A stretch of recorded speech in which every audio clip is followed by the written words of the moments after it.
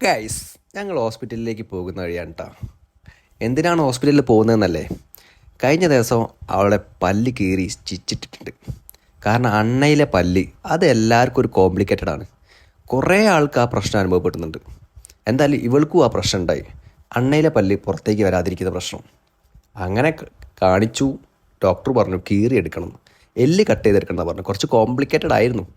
അങ്ങനെ അതൊക്കെ ചെയ്തു, സ്റ്റിച്ചിട്ടു. ഇന്നേക്ക് 7 ദിവസമായി. ഇപ്പോൾ ആൾക്ക് വേദനയൊന്നുമില്ല കേട്ടോ. പക്ഷെ എന്നാലും സ്റ്റിച്ച് എടുക്കാൻ പോകുമ്പോഴുള്ള ആ പേടി അവളെ മുഖത്തുണ്ട്. എന്തായാലും തുള്ളിച്ചാടിയാണ് പോകുന്നത്. എന്നെ കാണിക്കാനുള്ളതാണോ എന്താണെന്നറിയില്ല. എന്തായാലും പേടി മുഖത്തില്ല. എന്തായാലും സ്റ്റിച്ചൊക്കെ എടുത്ത് കഴിഞ്ഞ് എന്നിട്ട് എന്നോട് നോക്കാൻ പറഞ്ഞു. കുറച്ചൊരു വീക്കുണ്ട്, അത് മാറിക്കോളെന്ന് ഡോക്ടർ പറഞ്ഞിട്ടുണ്ട്. എന്തായാലും ചൂടുള്ള കഴിക്കാൻ പറ്റില്ല. അപ്പോൾ തണുത്ത എന്തായാലും കഴിക്കാമല്ലോ വിചാരിച്ചിട്ട് പോണ വഴിക്ക് ഒരു കൂൾ ബാറിൽ അങ്ങോട്ട് കയറി. ഫലൂദ വരാൻ താമസം. ഫലൂദ എത്തിയില്ലെങ്കിൽ സ്പൂൺ ആദ്യം എത്തി. അതുകൊണ്ട് സ്പൂണുമിലായി കളി.